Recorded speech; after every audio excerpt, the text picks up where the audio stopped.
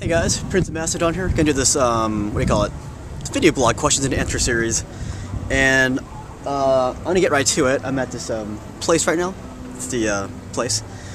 So let's start with the first question. This one comes from, Cabraxis123. I was waiting for your next questions and answers. I am very curious about what you know about Polish hussars and what you think about them. Sorry for the second question, but I would like to know if you've heard of the Battle of Wisna and General Reginus. This battle is called the Polish Thermopylae. Please answer at least one of these questions. We'll have time to answer one question. And I do know about the Battle of Wisna because I do actually know about World War II. That was one of the battles in which when the Germans launched their blitzkrieg through Poland, several hundred Polish troops held their ground against several thousands of German troops. And they held out for like 3 days, but the Germans eventually annihilated them. But it was a very heroic stance by the Polish, and it slowed down the German advance for a bit. Next question. This one comes from DeathSlayer100. A question for your next Q&A video. I don't know if this has been asked before, but what and why did you start making commentary videos on Rome Total War and other games? Well, that's pretty simple actually. The reason why I started making commentary videos was because there weren't any commentary videos for Rome Total War. I'd watched tons of StarCraft videos. That's the first online game I started playing hardcore. And so I said, hey, you know, I want to get good at this game, and I want to start making commentary videos for Rome Total War because no one else does it. And people don't talk about what I like to talk about. And what I like to talk about are random things like history, SpongeBob, and other crap like that. So that's how I got started, because no one else made videos for Rome Total War commentary. Alright, so what is your favorite beach in Florida? Mine is Lantana. This comes from Cardinals100. I don't know. Cocoa Beach, I go there a lot because it's relatively close. Tampa's pretty close too.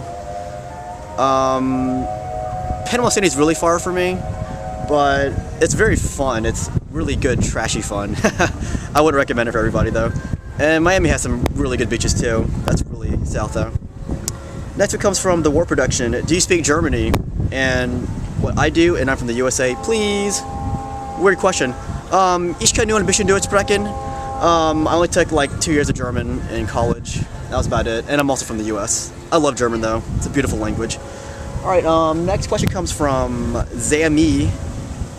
His question is, which scientist throughout history do you like the most and why? Because I like antiquity, I would have to say Archimedes. He's one of the most famous scientists from ancient times, and he was credited with inventing the Archimedes screw. That was a screw intended for this large ship he made for the Syracusan king, in which the ship was so big that they needed to take water out of the ship. So he made the screw that rotated up like this, and it pushed water out of the ship, whatever. And there's also the Archimedes heat ray, which has been shown to be fictional. Like, people have tried reinventing this heat ray, but no one's been able to create it successfully. So people have just contributed that to myth or somewhat, but still, the idea behind the heat ray is awesome. Basically, during the siege of Syracuse, the Archimedes was supposedly to have invented this heat ray, which could burn ships before they got to harbor. Speaking of which, naval warfare, Archimedes also invented this thing called the Archimedes claw, or the claw of Archimedes, and it basically it dug into the ship, and it kind of like plucked the ship out, and it kind of lifted them out of the water, and it could either lift them out of the water or sink them. Either way, it would destroy the enemy ship. And I think some people have actually created that. That's pretty cool. Next question comes from the Fitz DeWitts. His question is, have you been to Canada before? If not, do you have any plans to visit in the future?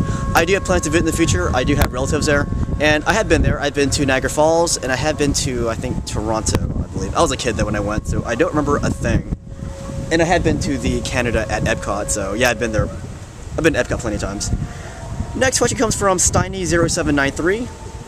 I know you have played StarCraft 1, so I was just wondering, what is your favorite race? Easily the Terrans. Like, I would use nothing but the Terrans online. I sucked at them. I sucked at StarCraft, to be honest, but I loved using Terrans. I liked using the dropship tactic. I'd basically rush for dropships and siege tanks, and I would basically drop tanks behind the enemy's base and just pluck away at their what do you call it, peons. I'm looking around like crazy because I'm in a public place right now.